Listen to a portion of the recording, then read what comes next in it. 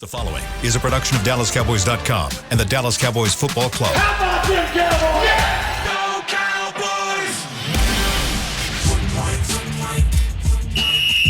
Let's go, baby! Are you ready for a break? Yes. Are you ready for a break? Absolutely. Ready for a break? Yeah, and so much for that. It's time for The Break on DallasCowboys.com We were on the break! with Ambar Garcia, Brian Broaddus, Patrick Walker, and Derek Eagleton.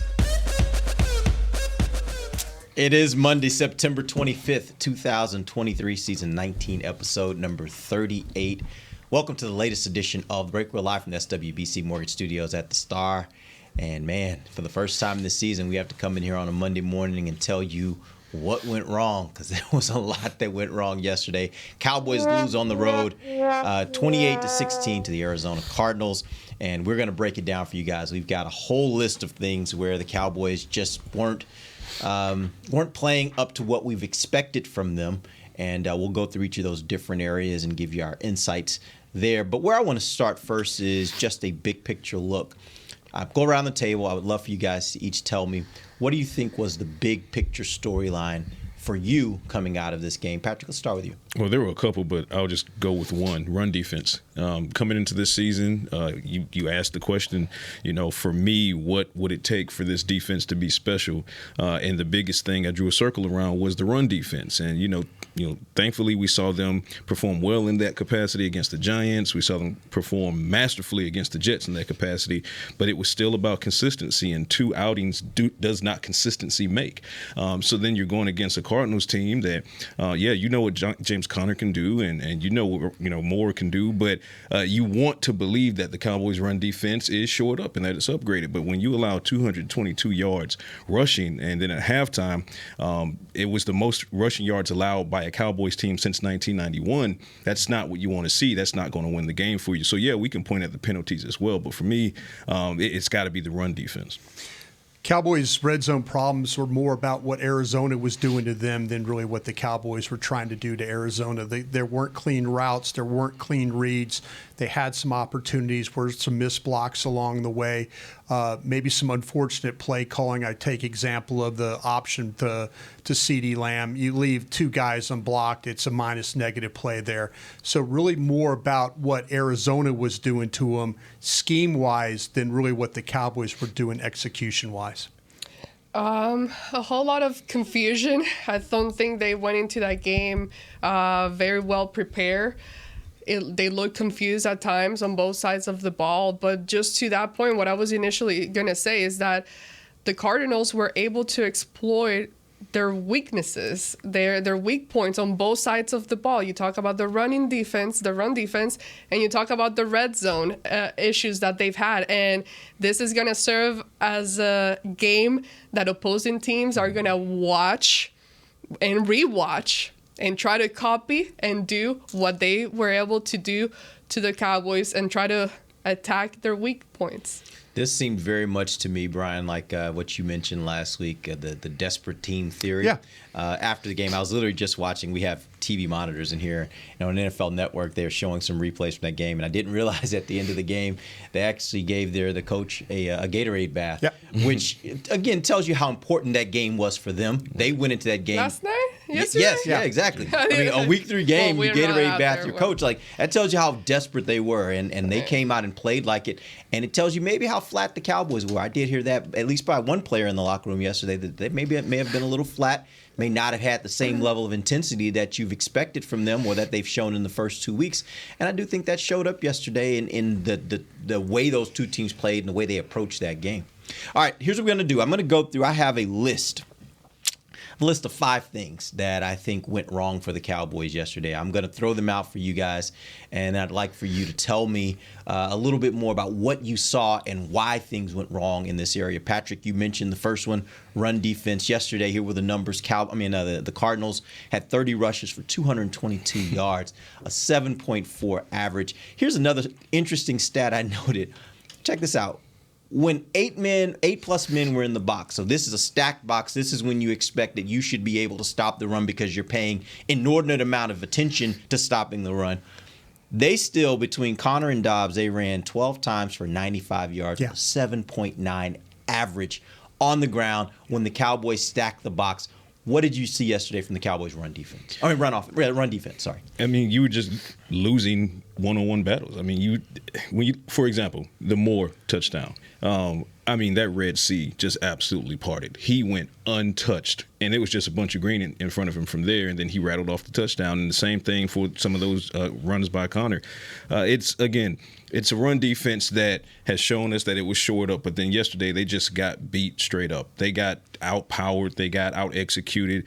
It was the Cardinals that was basically teaching class on yesterday, and it shouldn't have been that way. And, I mean, you could talk about the 3 offensive linemen that didn't play yesterday, and yeah, there were pressures there, and we'll talk about that here shortly. But for me, if you go back and you look at the film, it just really boiled down to the Cardinals' offensive line were winning their assignments and winning their keys far more often than the Cowboys were, and those lanes were just opening up, and the running backs didn't have much work to do. If you look at the yards after contact, there was a lot of that, but then some of those big plays didn't even have contact. It was just handoff and go, and you just can't have that if you're trying to be a contender. Arizona took advantage of Dallas's aggressiveness, especially at linebacker. You had guys overrunning the ball, and then the cutbacks happened. Patrick was talking about the long run by Moore. Dallas's front was never set. The 2 defensive tackles were actually moving. They were trying to get them over.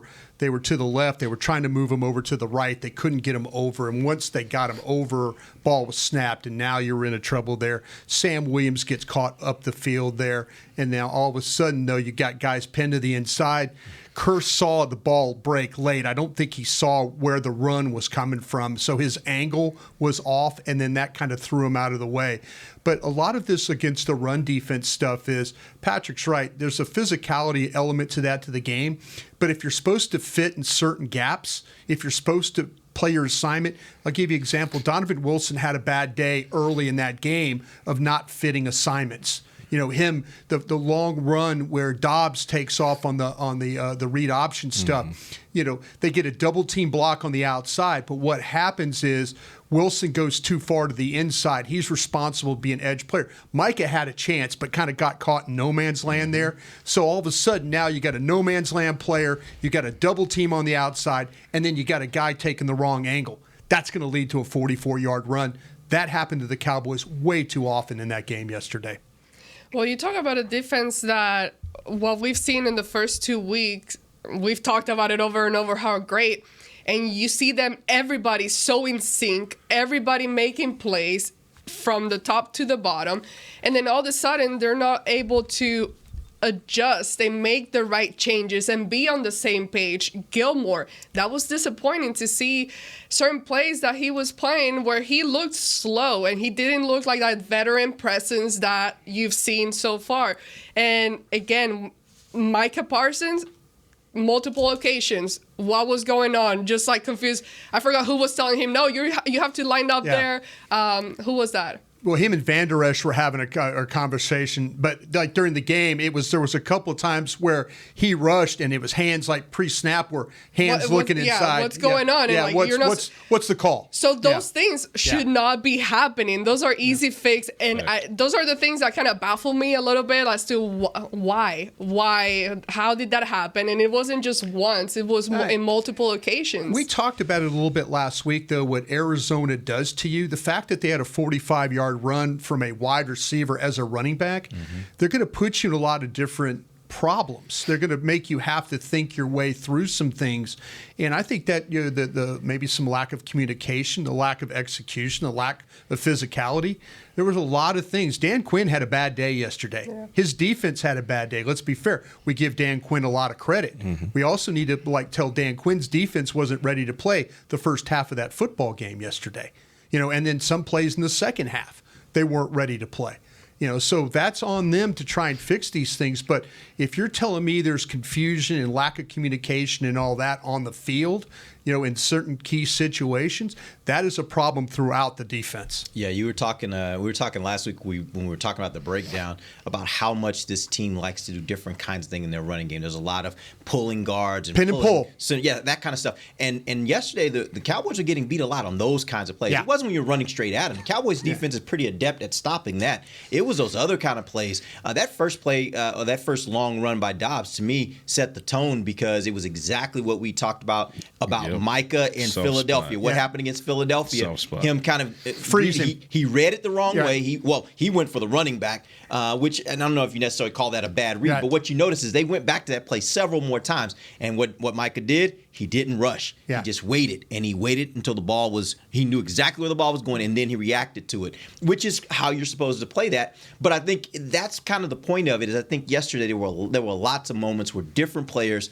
just had moments. They just had moments where they didn't get to their assignment. They overran a play. They just made mistakes, and it's what we talked about from the offensive line last week. There were so many just little mistakes that everybody was making these little mistakes. And 10 when do you the add it all job, up, one doesn't, right. and the one guy gets exposed. The There two you go. guys get exposed when everybody else, and you need to play the scheme that way. Yeah. All right, let's talk about the penalties. Yesterday, that's another area that we thought going into this year, or at least so far this year, the Cowboys had been really good about avoiding penalties. Yesterday, they have 13 penalties for 107 yards. It was just a day when the flags were out. And obviously the crew, you can say what you want about the crew and how many of those calls may have been bogus or not. The fact of the matter is that's how they were calling the game. And at some point you have to adjust to how they're calling the game. Yeah. But what did you guys think about the penalties? I think they had an issue yesterday with Froholt, the center. He's really good at his ability to move his head. And I think in this game, they were trying to judge that when he moves his head down, he's going to snap the ball. And there were a couple times where he faked like he was. And then now they were playing that game where they were watching him and then trying to make their rush or their getting off the ball when he moved his head. That caused some problems for some of the offside stuff they're dealing with. The penalties like on a Jordan Lewis, holding downfield and stuff, those were legitimate penalties. You can't contact a guy past that 5 yards, and you can't grab the guy. Mm-hmm. So there were some things that they were doing yesterday in this game where they were trying to jump the snap or just, hey, you can't hold a guy down the field like that. Don't leave the game in the hands of the officials. Just do not, because then you put yourself in situations where you need the DPI called when you target CeeDee Lamb on the right end of the end zone. You need the DPI. You need the flag not picked up when they flag for DPI on the Gallup target. That's putting the game in the hands of the officials. And then you see what happened after those two plays. You don't get the DPI call against CeeDee Lamb. They go down and score. Right? You had a big 69-yarder on that drive, touchdown drive from the Cardinals that was subsequent to that. You get the Dak Prescott interception after the Gallup DPI was picked up. So don't put the game in the hands of the officials. Fact is, and I have problems with the officials as well in that game. Talk about those two plays, but also, CeeDee Lamb and him being called for offensive pass interference, where to me that was a bang football play between those two guys. Fine. Nonetheless, to Brian's point, the large majority of these penalties are 100% accountable to the Cowboys, and it can't happen. 13 enforced for 107 yards. To my tally, they had almost 20 that were flagged, but of course not all enforced. That is a ridiculously insane and inappropriate number for a team that is trying to be a Super Bowl contender. One thing that stood out, a lot of these penalties stalled or just outright killed drives. Kevontae Turpin, you have your defense who's eventually going to get tired from being on the field. They force a punt. Turpin returns the ball 51 yards. That gets negated by Devin Harper. Yeah. And then tack on another 10 yards on top of that. And then on that drive, Dak Prescott and the Cowboys, they start recovering. They start moving on that drive. They're like, okay, resiliency. And then you get the holding on Chuma Edoga, makes it 3 and 13. Ferguson gets 10 yards, but the Cowboys fail on 4th and 3rd. Penalties. It has to be cleaned up. It was a problem in 2022. We talked about it coming into 2023. It was, for the most part, reined in the first 2 weeks. But, man, laundry day yesterday. You cannot continue to do that if you really want to be a contender in this conference. Yeah, there's just no discipline, and it goes back to the whole not being fully prepared, in my opinion. But I think this is where I'm confused, though, because I don't think the Cowboys were too in the clouds and too in their own heads, like, as far as preparation during the week. When we go in the locker room or talk to these players, that's not the vibe that I was getting from them. And I know it was asked to Dak Prescott. The media puts them on a pedestal when they're on top and then completely slaughter them when they're down. That's how it goes. But as far as what they're doing, my vibe wasn't that they're not taking this game serious, that they're not preparing. They were focused. So that's where I'm confused why the lack of discipline, preparation, the lack of being in sync, communication occur in this game, because I do think that they were focused throughout the week. They were. I think it's evidence of two things. One, there were some discipline issues, obviously, as far as not committing the penalties, letting go of a guy, not getting a holding call, and not getting a block in the back. Come on, 51 yards. But at the same time, as the game went on, there was frustration. I felt like there was frustration that was occurring on both sides of the ball for Dallas. And the problem is when you're already trying your best to remain self-disciplined in your individual assignments, but then you start to get beat here, and then you don't get this call go your way, and then you start to shrink a little bit. Well, then the self-discipline starts to lessen, and now you're playing sloppy. So now what happens is the guy next to you, he's like, oh, well, this just isn't our day, penalty. So then it starts to spiral and snowball, and before you knew it, we're sitting in the press box and it's flag. Someplace there were multiple flags, multiple infractions against the Cowboys, and you're sitting there like, are we kidding? Seriously, is this what's happening? Because particularly to Ambar's point, last week these guys were focused, and we thought that they were coming in riding an emotional wave from losing Trevon Diggs.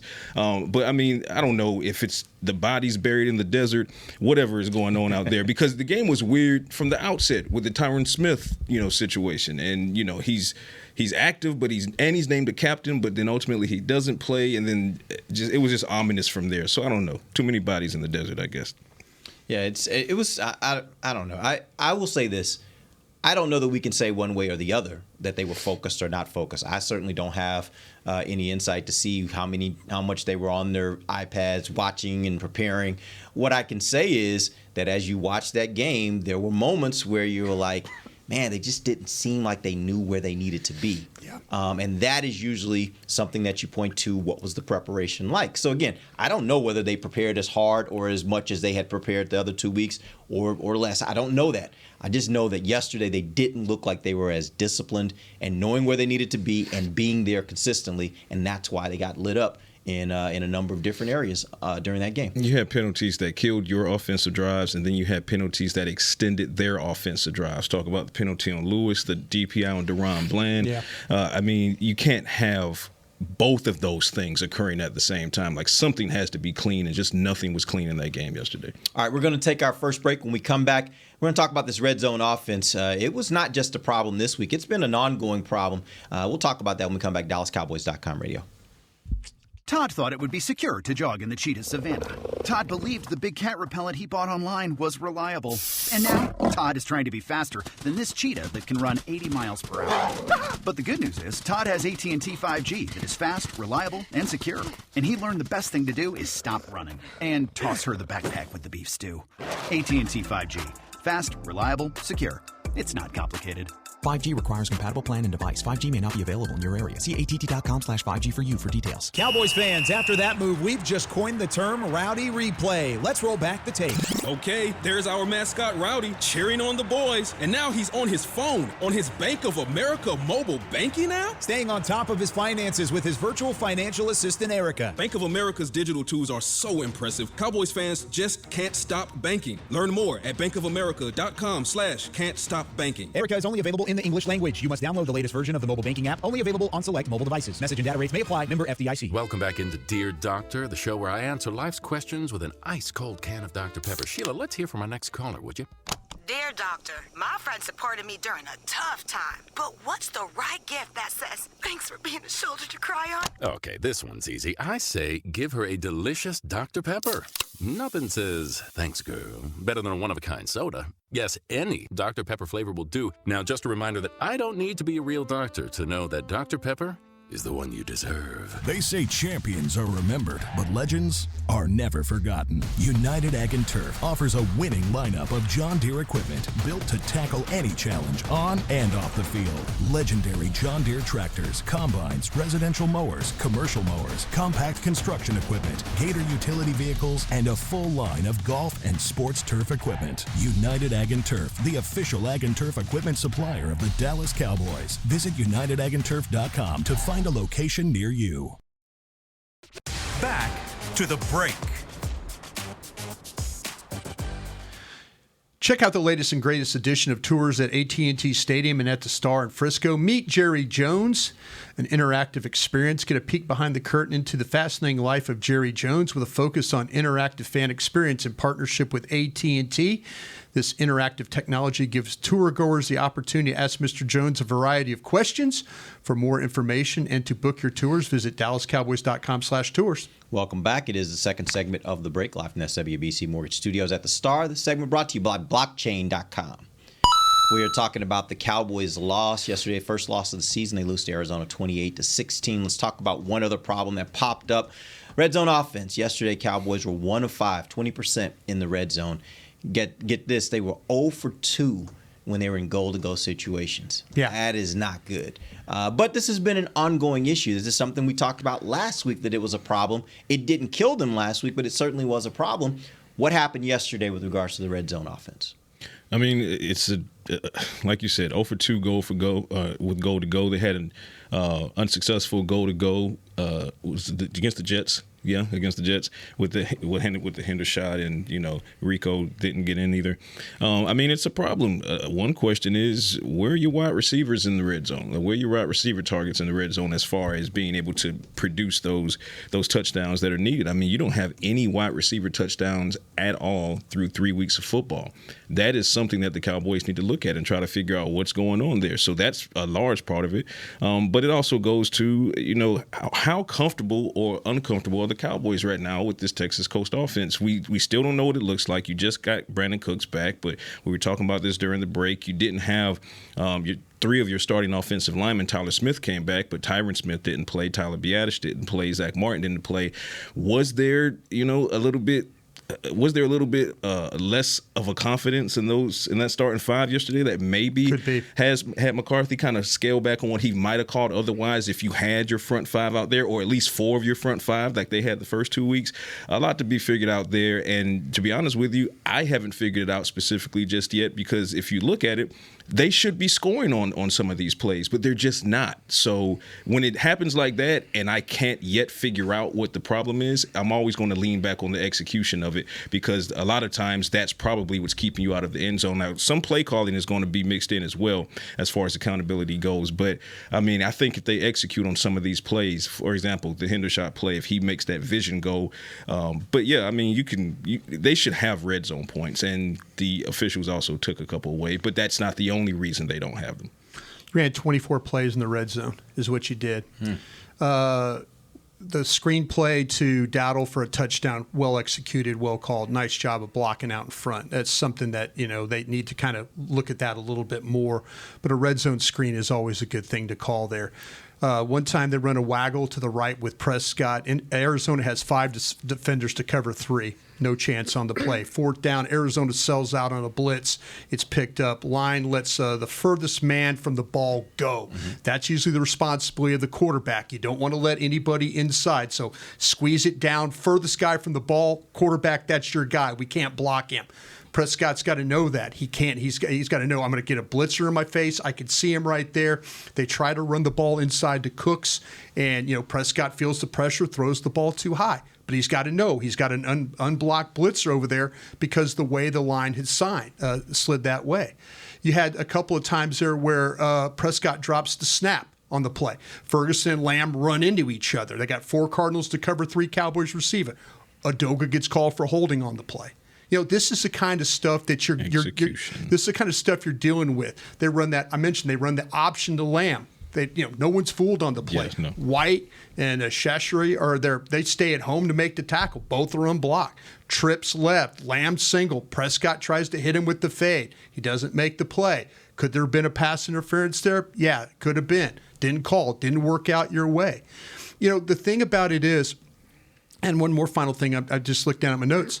Prescott to Gallup on the fade. He's got Wilson beat off the line. Throw the ball out there. Throw a ball out and up. That guy's going to go make that play for you. Don't throw the ball short. The flag gets picked up, and then you have the next play is the interception, which effectively ended the game. But you run the ball. There's some things that they do well.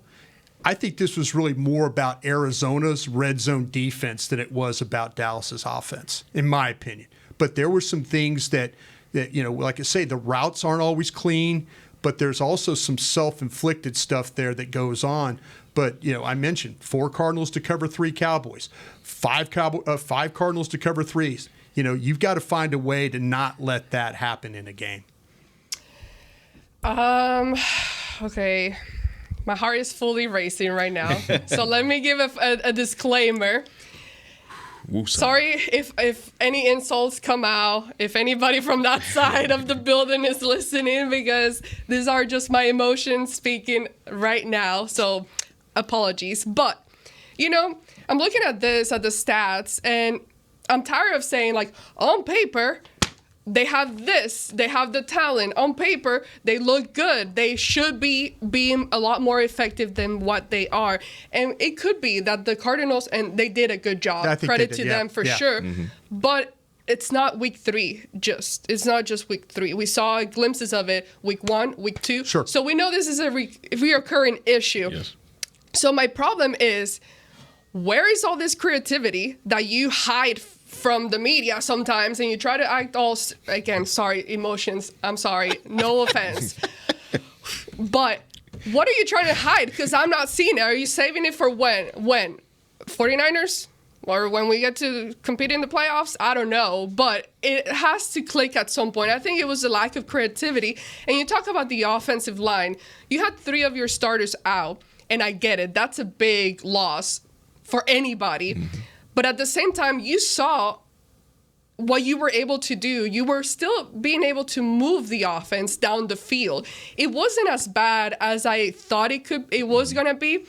Again, it wasn't perfect, but you were still being able to move the ball around and do some things. But then you get to the red zone and you get stuck once again. You got a mobile quarterback that can run, that has the physique for it. You're not using him.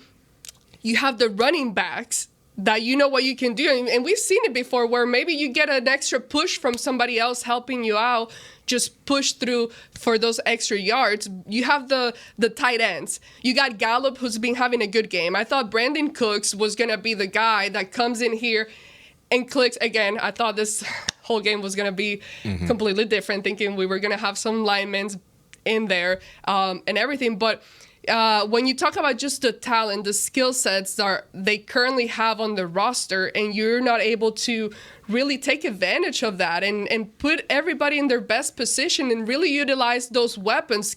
Turpin, you've used them before. Where was that? You have... Where's Deuce Vaughn? Deuce. We've been talking it up all through training camp, preseason. The first 2 weeks, we've seen glimpses of it. But yet you're not really trying to use them in a game that you absolutely needed to, where your defense is not playing the way that they should, and now you have to really take advantage and perform offensively, and it's not happening. You know what's interesting about that is I actually think offensively they were more creative in games 1 and 2 than they were yesterday. And I don't know if it's because they felt like they didn't need to necessarily have that same level of creativity. But we saw them do it. Maybe it was. But that's also where I would say, should you be even a little bit more creative when you're a little worried about them? Should you have a few more guys that you get involved? Should you be running, using Turpin and his speed to maybe use some end arounds or some jet sweeps? Like, you should be looking for other ways to keep the opposing defense off balance if you're worried about going straight at them because you just don't know if your offensive line is going to hold up. That would be my thought. Maybe he went the other way and said, let's be a little less creative and let's just try to stick to what we do, and maybe that'll be enough. They had a couple of no gains where they brought Lamb in. I'm just saying, just when you start talking about running in the line and maybe not trusting him, but they had a couple of runs where they're running the ball going left, and Ferguson gets beat inside. His guy makes a tackle, and they bring Lamb in motion, and he's supposed to block the linebacker, and he doesn't block him, and it's a no gain there.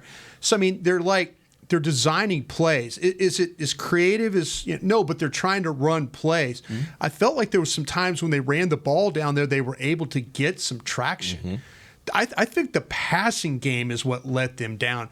Honestly, I think this is going to sound bad because we all talk about these tight ends. I think you missed Dalton Schultz down there. I think you miss somebody that has an ability to know how to play in space and kind of work his way around and find his way to get open, because the receivers are struggling to get open. And then, we haven't seen, in some of the games, we had, was it Ferguson or Hendershot that had the drop in the one game? Mm-hmm. But, and down in the red zone.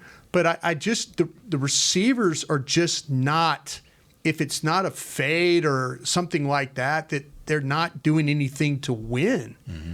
And I think but you might miss a guy like Schultz that kind of understands how to get lost, how to get himself open and give Dak the opportunity to throw the ball. Well, with this offensive line, initially it looked like they were probably going to lose you the game because Dak Prescott had only been sacked once through the first 2 weeks. He gets sacked 2 times fairly early in the game. Yeah. And then you're wondering, you're like, oh, well, is this a Claiborne situation? Is this the burning of Atlanta? But then they kind of locked in and for the most part did as much as they could, because if you look at like the Rico Dowdle scoring drive, Tony Pollard was like, bam, handoff. And they were effective handoffs, +8, +5, +6, yeah. +8. And then, you hit Dowdle in the flat for the quick, and then he does the rest of the heavy lifting. So the offensive line, they didn't lose you the game. I will say that it does feel more like this Texas Coast offense, whatever it might end up being, at the moment, it's not taking enough shots downfield. Well, there were a couple of shots taken downfield, like CeeDee Lamb and Michael Gallup. And I actually do think Jake Ferguson performed well yesterday for the most part. He had a pretty big day when it comes to the receiving core. Michael Gallup obviously had a big day, but this was the biggest day thus far for the tight end unit, and it was because of Jake Ferguson. So I don't know that they missed Dalton Schultz in that capacity when you have in the Ferguson. Red zone, they missed Schultz. Well, that's fair. In the red zone, how many touchdowns did him and Zeke have? And I'm not even including Zeke in this thing, but how many touchdowns did Schultz have down there? Where are you getting who is getting open down there in 3 games? Yep. Who is getting open to be able to make these plays? And the thing that when you start to talk about, like I said, this offense, if they're so focused on not making or creating turnovers or bad situations for Dak, and they're doing it in a way not to push the ball down the field, and this is what this offense is going to be, we might be in it for a little bit of a long year. When it comes to if they're not willing to run more routes, if everything is underneath and quick and all that, you're going to eventually have to take some shots down the field. And I get it. If you don't trust your offensive line, then max protect that thing. Keep back in, keep tight ends in, and then launch it and see if you can win on the outside. But everything yesterday, and Mike in the postgame talked about, they're playing their safeties deep. Yeah, they rotated their safeties. They did a lot of disguise. One up, one back. They'd rotate. There was a little bit of a deep drop. Arizona was worried that the ball was going to go down the field. But if you're going to play the Cowboys, it doesn't look like the Cowboys are willing to throw the ball down the field right now. It just doesn't look like that they're going to take that shot or two. There were no routes where it was threatening the Arizona secondary. I would also say, and they did a good job of at least getting. We talked about where was Deuce Vaughn in this picture against the Cardinals. Hunter Lipke got some good burn yesterday. He showed a lot of versatility. So if we're talking about red zone execution, let's get Hunter Lipke involved. Well, they tried to. They did the one-man screen again. They did. They just didn't get the blocks down the field like the tight ends last week against the Jets got the blocks. They didn't get the block. They tried it in the red zone. That's talk about creativity. That's a good little play that they have. Get Hunter and Dowdle out and then throw him the ball and then try and get a block. They got some positive yards out of it, but it just seemed like that Arizona was just everything that Dallas tried to do, the waggles, anything in the red zone, it was plastered. Nobody running free. In that game. I would like to see, I agree with you, Patrick, I would like to see Lipke get a few more opportunities in those. We saw yesterday on third and short. I think it was third and short. Yep. But 9? Gained 9 yards. Yeah. And he is, I won't say might be, I think he is their most physical back. And if you want to replace maybe what you lost with not having Zeke, I think he's a guy that maybe can provide that for you and give you a little more physical. I think Dowdle will run tough too. I do too, but I think I'm talking about actually moving people. Yeah. And when it's not blocked up right, can you still figure out a way to get there? Right. I think I might have a little more. I do want to see more of Lipke having that opportunity than what I've seen so far from some of those other guys. All right, we're going to take our final break. We'll come back. We got to talk about some of the explosive plays that happened yesterday with the Arizona Cardinal offense, and we might talk a little bit about that offensive line, talk about Edoga and how he performed. We'll be back. DallasCowboys.com radio. Todd thought it would be secure to jog in the cheetah savanna. Todd believed the big cat repellent he bought online was reliable. And now, Todd is trying to be faster than this cheetah that can run 80 miles per hour. But the good news is, Todd has AT&T 5G that is fast, reliable, and secure. And he learned the best thing to do is stop running and toss her the backpack with the beef stew. AT&T 5G. Fast, reliable, secure. It's not complicated.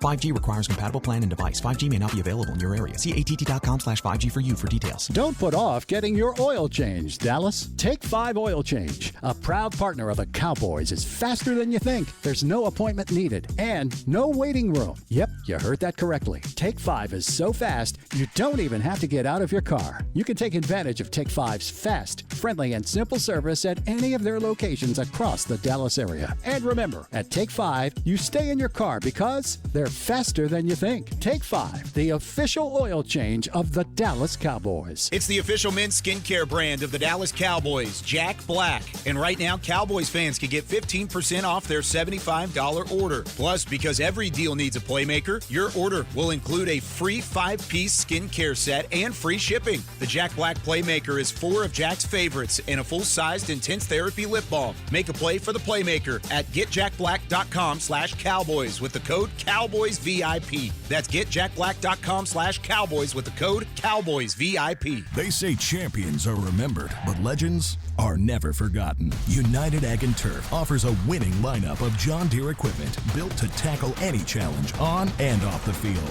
Legendary John Deere tractors, combines, residential mowers, commercial mowers, compact construction equipment, Gator utility vehicles, and a full line of golf and sports turf equipment. United Ag and Turf, the official Ag and Turf equipment supplier of the Dallas Cowboys. Visit UnitedAgAndTurf.com to find a location near you. Back to the break.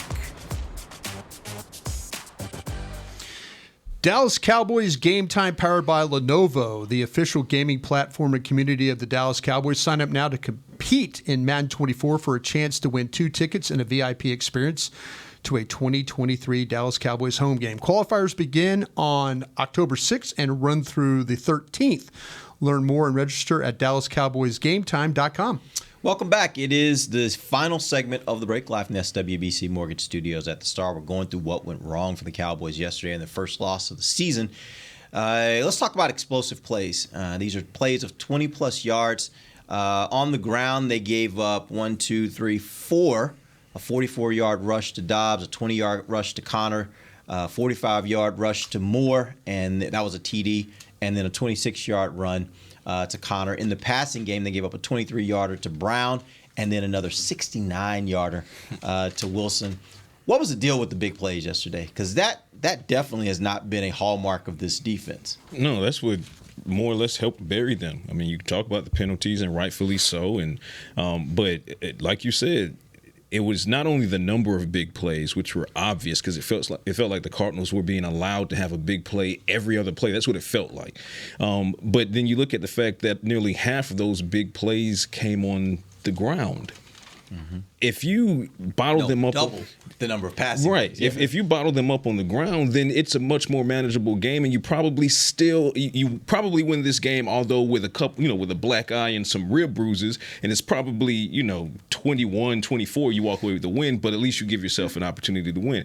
Allowing that many big plays on the ground it sets up the big plays in the air, and then from there you're just along for the ride. And I know for a fact, and we talked about it, the loss of Trevon Diggs, it shouldn't be as massive as it could be if this Cowboys team didn't have the depth that it had. But it just looked like they were trying to figure out what their identity is going to be in the secondary and on the defense without Trevon Diggs being that, that primary lockdown corner opposite Stephon Gilmore. You were asking Gilmore to do a little bit more. Obviously, you're asking DaRon Bland to do a lot more, moving him to the outside. And then you see plays like the DPI that extended the drive for the Cardinals. It just feels like they didn't have their usual defensive identity with Trevon Diggs not on that field. And that's something that they're going to have to figure out because allowing this many big plays is going to lose you most games. But if allowing this many big plays on the ground is going to lose you 9 out of 10 games. So. Yeah, and you got to make offenses respect you. Yes. They're going to keep running over you and making plays like that when you keep giving them away and allowing it to happen. I don't think without Trevon Diggs, I wouldn't is there anybody else like in the secondary that you would think opposing teams see as like a threat?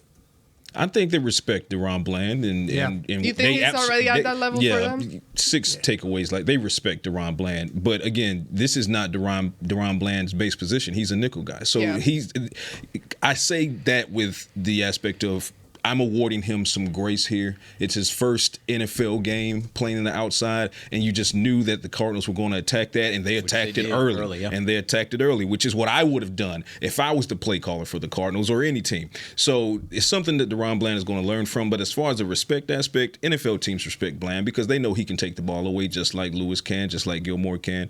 But when you take away a guy like Trevon Diggs because of injury, the immediate question is, how quickly can you reestablish your new identity? Because you no longer have 2 lockdown corners. You have one definitive lockdown corner and a ball hawk that is moved from the inside to the outside, and he's trying to figure his way out. And then, of course, that also... Gilmore a lockdown corner? Is that what you're saying? Gilmore? Yeah, I still think Gilmore's a lockdown corner. He doesn't have the speed he used to have, but, I mean, his mental acuity is insane. He has the ability. I agree with that. I don't know if other teams look at him in the same way they look at Diggs or some of the true lockdown. I think this is also my thing about, I think lockdown corner is used way more than it should be these days. There are only a few lockdown corners in the league in any given season, in my opinion. There are some really good cornerbacks, and I think Gilmore's a really good cornerback. I don't think he locks down one half of the field. I don't think that's Gilmore's game. That's my opinion. I would find a way if I was attacking Gilmore. I was trying to figure out if I agree or not. Put a pin in that. Put a pin in that. I think the way to attack Gilmore is trying to get him on the move. I think that to me, and Arizona did a really good job of this when they ran him through trash on the touchdown. They start him on the left side, and they start him on the right, and they run him all the way across the field, all through stuff. And I think that you're absolutely right about the smarts and all with him and what he reads, but there is a little bit of that lack of the burst that he once had. He had an elite burst in the way he played. And it shows now. When you carry him up the field, he'll fight you, he'll battle you and all that stuff. There's teams, though, you could see there's a little bit of separation there.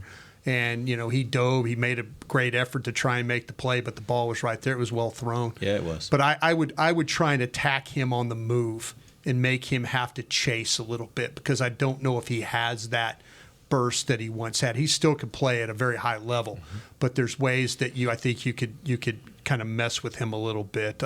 If you get back to the run stuff and how the big plays that they gave up in the running game, I think a lot of it had to do with your linebacker play. I think a lot of it had to do with your safety play. I don't think Kearse was particularly good in this football game. I don't think Wilson was particularly good in this football game. I don't feel that Van Der Esch and Clark were particularly good in this game. And then when Bell got the opportunity, he got blocked second level, the long 45 or the long touchdown run by Moore. They got hat on hat, and it was, nobody touched the guy. Yeah. But if you're going to overrun plays, then you better know that if you overrun, somebody better be there to pick up the pieces when you overrun it. The problem is Dallas has 2 or 3 players overrunning plays, and then the ball breaks back behind that, and there's nobody there to pick up pursuit. Yep. Nobody to pick up the pieces. You get guys that get cut, hat on hat, and then linebackers that are flying downhill, and you got safety flying downhill. And when they overrun plays, just know that ball, if it spills to the backside, there's probably going to be a big gain there. Yep. All right. Real quick before we end the show, I did want to get some thoughts on what happened with the offensive line. Obviously, you had 3 of your starters out. Chuma Edoga is the guy that I think most people have talked about the most of the guys who came in. But what were your thoughts on Edoga, on Hoffman, on Bass? They were all in there yesterday trying to kind of make whatever they could make out of that game, knowing that 3 of their starters were down. I think considering what, the fire they were thrown into, I think they cleaned themselves up pretty well. I mean, like I said, at the beginning of the game, it felt like things were going to get out of hand because of the offensive line. Dak goes down once, Dak goes down twice, and we're all back in Atlanta all over again. But there were no sacks allowed thereafter. Now, also to that was I did like that I saw Dak Prescott being more willing than ever thus far this season to take off and run with his legs and try to move the chains that way. So that's at least promising. But the offensive line, I mean, those young guys, they came in and performed, I'm not going to say well, but above par, above the median. I talked about that holding penalty against Edoga. That was brutal. I mean, it killed a drive for the Cowboys, and that can't happen. But, I mean, when you look at Tyron Smith, I mean, we thought he was going to play all the way up until he didn't. Right? I mean, he was named captain. He was active. We thought he was going to play. No, Chuma, by the way, you're going in. And we talked about this a lot. We like Chuma Edoga a lot more on the inside as a left guard than on the outside. And we saw why that is. In lateral space, he struggles a little bit with his feet and that quickness. But Bass had one penalty. Thankfully, that penalty didn't cost the Cowboys that drive. Cowboys went down and got points on that drive. But for the most part, that young trio of offensive linemen didn't really account for much of what happened or what went wrong in Arizona for the Cowboys. Yeah, the sacks though, they try and throw a waggle at Xavier Collins, and he wasn't fooled. You know, they tried to get the ball to Ferguson and actually had an opportunity. If Xavier Collins, I mean, they're thinking he's going to come down inside, he's going to chase. That's his aggressive style he plays with, and they were going to wheel Dak out to the left and throw the ball to Ferguson and get a first down. Ends up, no chance. You get a sack. He's on top of him right there. Edoga gives up another sack there where they try to double move on the outside. And here again, when you look at Marco Wilson, the corner, he's bitten on some of these double move routes. He's a guy, the first couple of games, they've got the ball down the field. They try to double move him. He doesn't bite. Dak's got nowhere to go with the ball. Now he's sacked because Edoga gives up the sack right there. But other than that, I thought the guys played as well as they could play. I think that I'm really happy with Bass. I think he's a mauler, brawler kind of a guy. I think he's a tough guy. I think you can rely on him in a game to help you. And if you had to continue to put him in there, I think he's going to be just fine. I was worried sick about Hoffman, that they were going to cover him and there was going to be problems, but he showed really, really good toughness in this game. If the coaches were afraid of their offensive line going in, I get it. But as the game wore on, I think I would have been more and more comfortable with what we can do. Again, maybe the offense isn't geared anymore to throw the ball down the field. Maybe everything is underneath in that intermediate range, get it out quick. If that's the case, then that's kind of what we're going to see the rest of the year. I think the ball does need to go down the field, but again, maybe the coverage or maybe the offensive line concerns were too much for the coaching staff in this game. With the whole conversation between Edoga, whether he looks better as a guard than a tackle. I'm surprised Tyler Smith didn't play left tackle in that game yesterday. Is that how you would have lined them up differently? I would have put Edoga. You've seen it. You've seen what Tyler can do dropped in at left. Yeah, Why not? Tyler Smith, went from playing guard all last year to all of a sudden, boom, you're the starting left tackle against Tampa Bay Buccaneers. Yeah. And he played the whole year. I think that's how. I would have been more concerned about dealing with the edges in this game than I would dealing with the inside guys. Why do y'all think that was their decision, though? We're doing radio and they're coaching. In 2005, in 2005, I could have told you that sitting in that room. Yeah. Right now, I'm just a guy doing radio. Yeah.